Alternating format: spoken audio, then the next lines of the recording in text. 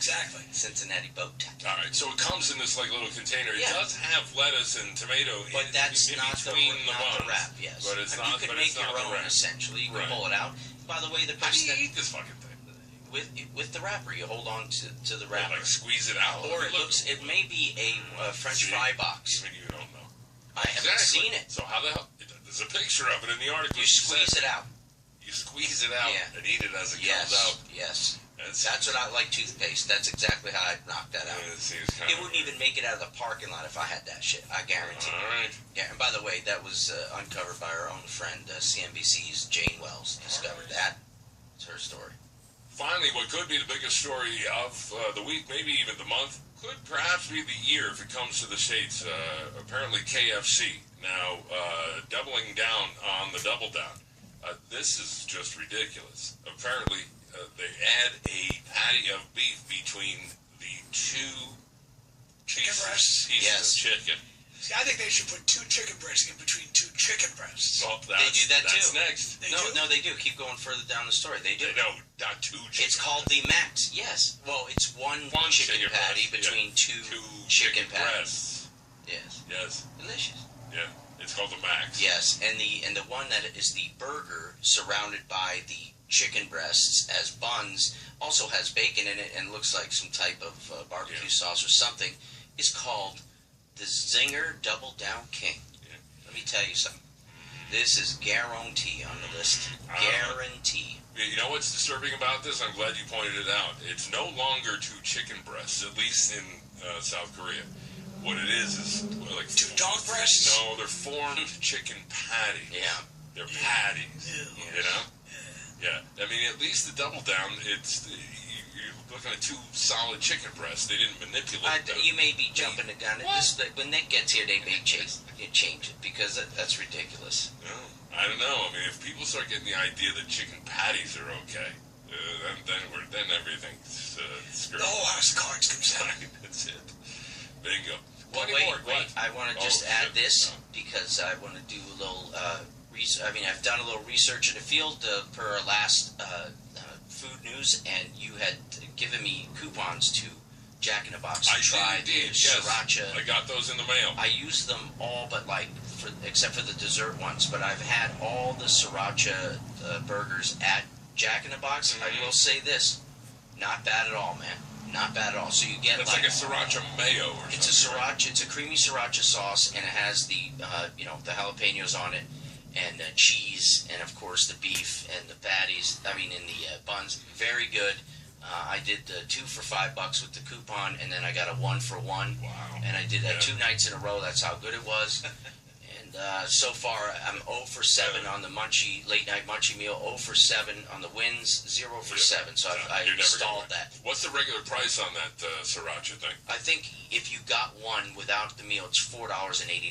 Oh shit! You got 2 for 5. And I got 2 for 5. Where? Better. And then I got another one that was buy one get one free. So I got an even better deal the second time. Very impressive. Yes. But is it hot or just tastes a little sriracha taste to it? No, it's a perfect blend. It's not too hot where it would wreck the taste, where it's just like too much, kind of the way I double over here when I have habaneros and stuff like that. No, it actually is the right blend of heat and cream, and I felt it was a solid choice.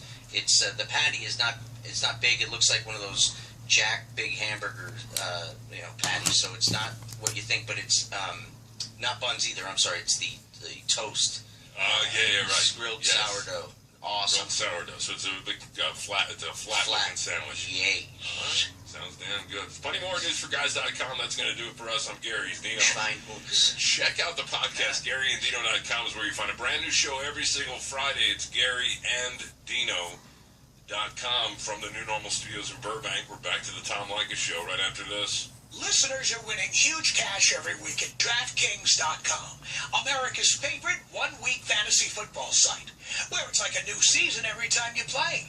Hurry and get free entry into the Sunday Millions event this weekend, where $1 million in cash prizes is up for grabs. Head over to DraftKings.com right now, enter promo code TOM101, and play for free. DraftKings.com. Bigger events, bigger winnings, bigger millionaires.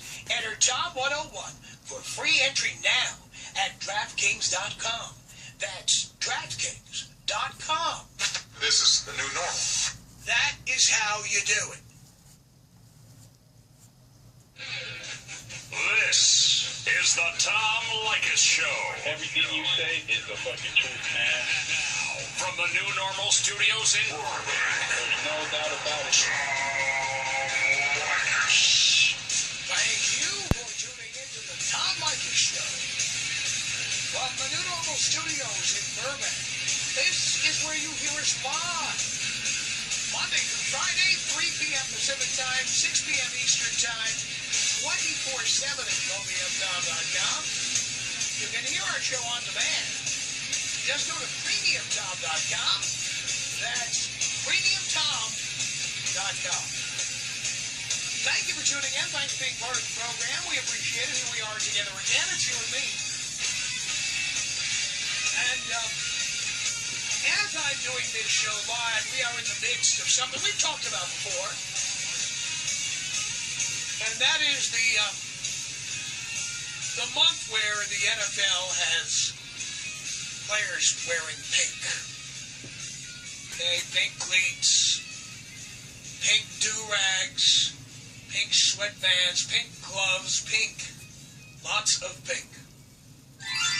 And the idea of this is supposed to be that we're going to be buying all these items, these accessories, and the quote-unquote proceeds will quote-unquote go to breast cancer research. Now, I have posted a story. I've posted it more than once from a website called Business Insider. They did the numbers. And they found that 8.02% of the revenue derived from these pink items goes to breast cancer research. 8%. 92% goes elsewhere, including the NFL itself, people who manufacture the items, etc.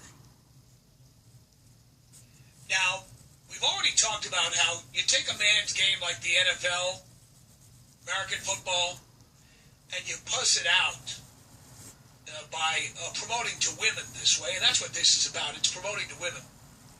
And anyone who has bought a pink do-rag, well, first of all, fuck you, you pussy. But second of all, anyone who has purchased a pink do-rag feels like they've done something good. You know, they want to feel good.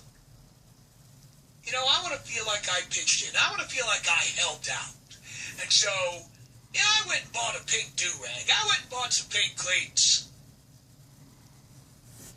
to show that I am a good person and to feel good about myself for helping. And I'm going to tell you where I come down on the helping thing and on the charity thing. All right? I'll tell you where I come down. Here's where I come down. I don't contribute to corporate charity. Period. I simply don't do it. And the reason I don't do it is because I believe that what is happening here is that corporations are scooping up some of this cash and putting it into their own pockets. Okay? You've got CEOs of these charities making hundreds of thousands of dollars a year, traveling first class. You've got all of these product manufacturers who are putting cash in their pockets. I simply don't want to do that stuff. I have no interest, and so I don't. I feel good about myself. I do not need to contribute to a charity to feel good about me. In fact, just like I have this distrust of big companies and their achieving efficiencies and their layoffs and their firings and all the other things they do, selling us stuff we don't need and selling us shit, just like that, I feel that way about charities. And in fact, I see no difference between the big corporations, the big ones, like McDonald's. Still haven't heard from the folks at McDonald's, by the way. Not a word after they disrespected me at the Burbank McDonald's.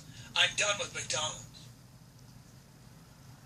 I've already gone over 24 hours without eating McDonald's, and I will go at least another 24. And who knows how long. I'm not going to eat there again. I'm very hurt. Yeah. But the same way I feel about private corporations, I feel about these charitable corporations. And they are corporations. And they've got executives who make more money than you do.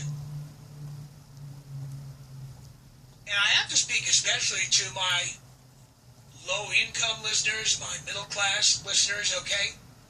You are the folks who contribute the most to charity. You are the folks who tip the biggest, and you are the folks who want to give the most.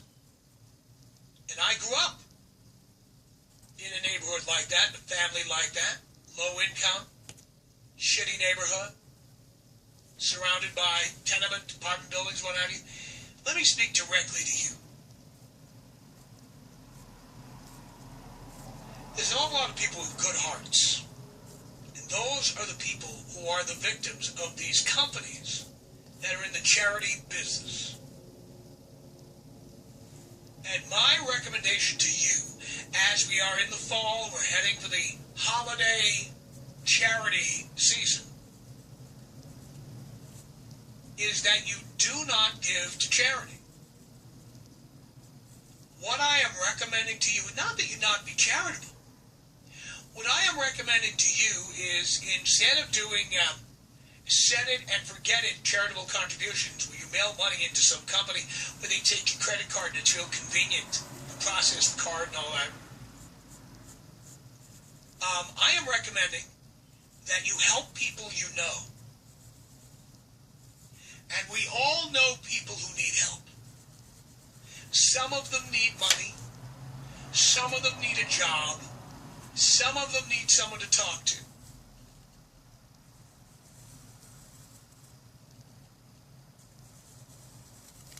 Now, I know many people who need help.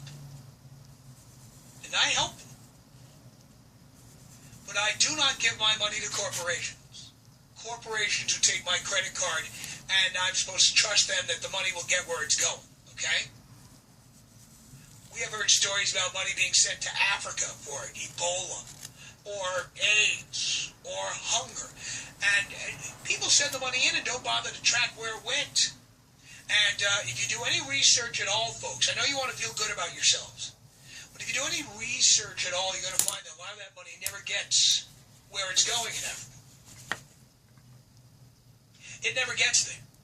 In many cases, the heads of tribes or the local strongmen or whatever, when you send stuff, they take it, and it does not get to where it's supposed to go anyway. Money for education, money for health care, money for hunger, food itself. Much of it never gets where it's going anyway. And so what I am telling you to do is this: do not contribute to corporate charity. Years ago, a fellow who I like a lot, he was the owner of the radio station I worked for in Albany, New York.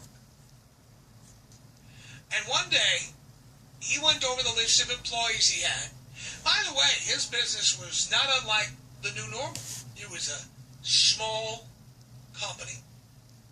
It was based in a modest farmhouse on top of a hill in the middle of nowhere. Goats used to wander in off the property. Roosters. You'd come into the reception area, there would be animals there. Seriously. All right. And steps away was the studio. And that's where I worked. And I'd look out the window of the studio and see animals and a receptionist. And it was an amazing experience.